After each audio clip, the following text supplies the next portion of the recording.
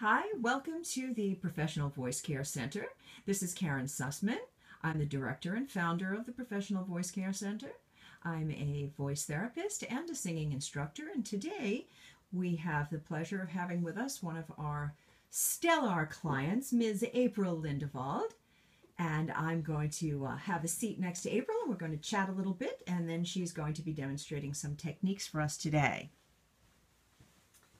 So, April is a classical mezzo-soprano. She was singing with the New York City Opera and the Greg Smith Singers. She also is a much sought-after classical singer now, singing with church and temple venues, etc. and so forth. She is also the author of the absolutely charming book, The Last Wizard of Henry Clare. And I tell you that not only because I love the book, but because in addition to April's singing work, she also has to speak at book signings, sometimes without a microphone. So the skills that she works on here at my office also serve her not just as a singer, but also as a professional speaker. So April, I'm going to turn it over to you. I want you to tell us a little bit about your experiences with voice and what led you to come here to work with us. Thank you so much, Karen. That was a lovely introduction. I just want to say you've been so instrumental in helping me continue with all of these things.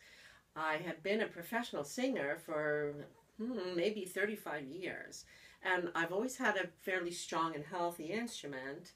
And I could rely on it, and I had a good stamina. I could sing all day long if I needed to, and sometimes in the profession you do need to. But around about, I guess, 3 or 4 years ago, maybe 5 years ago, I was getting older, and I went through menopause, and I found that my voice started to give me some issues. It didn't last as long. It didn't last through an entire concert. We had a lot of problems with mucus and dryness, and just the fact that it wasn't cooperating and it wasn't there for me when I needed. And I actually thought about the fact that it was possible my career was coming to an end.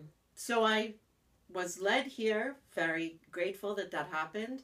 And I will tell you that through a combination of the expertise that Karen has in vocal hygiene and in targeted exercises that helped me to readjust the placement of my voice so that there was less pressure put on the delicate tissues, my voice got better and better. And not only have I been able to continue as a professional singer and have a voice that's there when I need it, but I actually got several more notes up on top, which are now very beautiful and always there for me.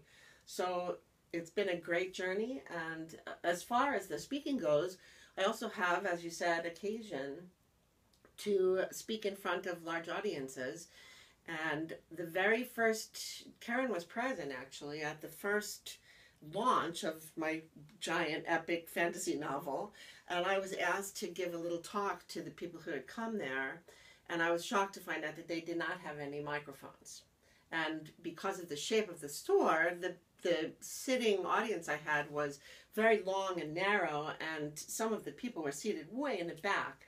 And I despaired of being able to reach them and speak to them so that they could understand and hear me.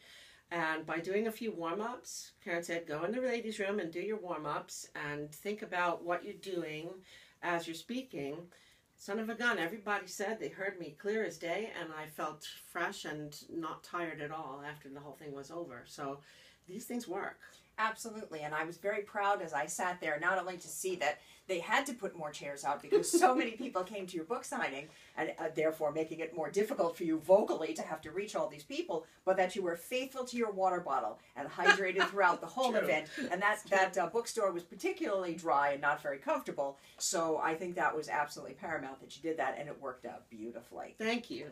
All right, so now, why don't we try demonstrating a couple of our voice techniques. We use a lot of exercises that fall under the category of semi-occluded vocal tract exercises. Semi-occluded meaning partially closed. So when we put some closure in the front of the instrument, so if you think of the vocal tract as going from the lips down to the vocal cords, this would be the back, and this would be the front of the vocal tract. If we put some resistance or something that blocks you in the front of the instrument, it tends to cause relaxation at the back of the instrument, the vocal cord end, and we stop straining and we stop forcing and we reduce our effort to produce voice.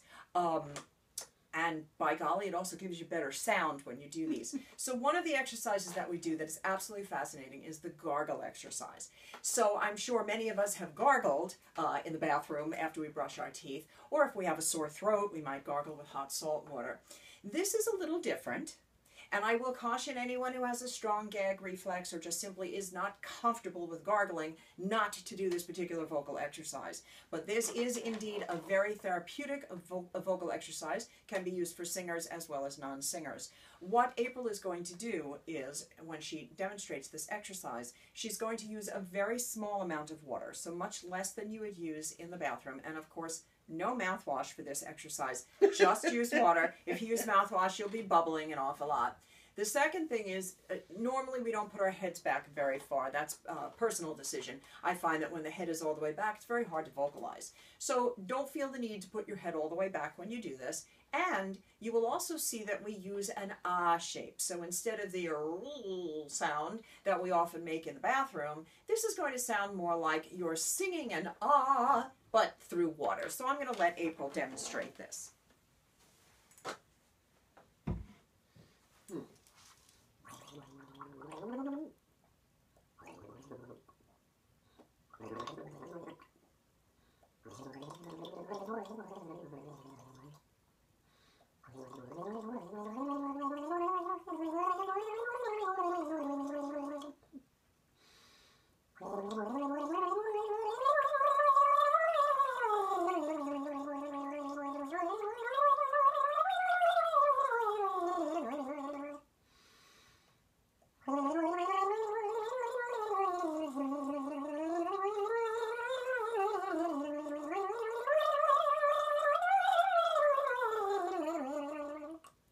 Very nice. Now, that was absolutely spectacular professional opera singing gargling.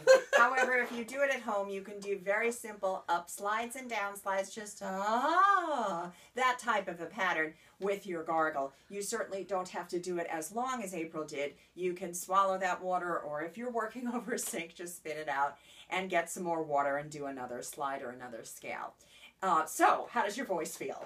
Oh, you can hear the difference, I think, and everything is more resonant, it feels loose. One thing I love about that exercise is that it also has the effect of like relaxing the back of the tongue, so that one of my bad habits of old has been to sort of tighten the back of my tongue where it doesn't belong there.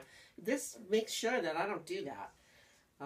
It feels wonderful, it feels free, it feels resonant. Wonderful. And a lot of people also report that it makes their voice, their throat feel moist. So this is a great thing to do before you go into a meeting, an audition, a rehearsal, what have you. If you are comfortable with gargling, this works nicely. And the other exercise that we're going to show today is a variation on humming.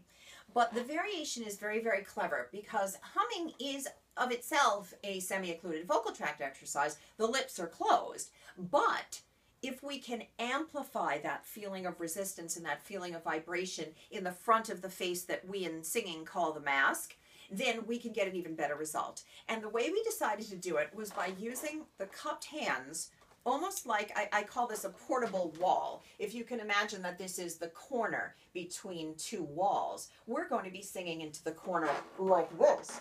And when we do that, we create this resistance chamber, but also echo chamber. So April is going to do this exercise with a hum, but in this case, she's going to use this little portable wall, or what she calls the sound ball. And when you do it and you feel this sound wave bouncing around inside your hands, you'll understand why April calls it a sound ball.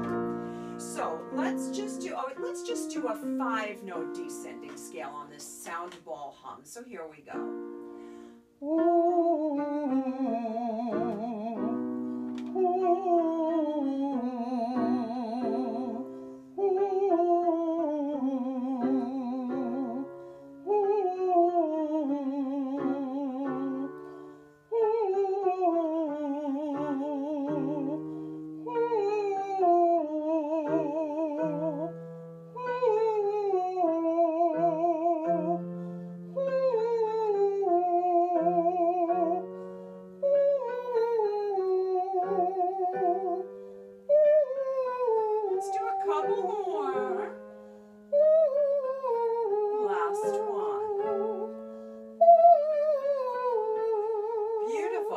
what did you feel when you did that?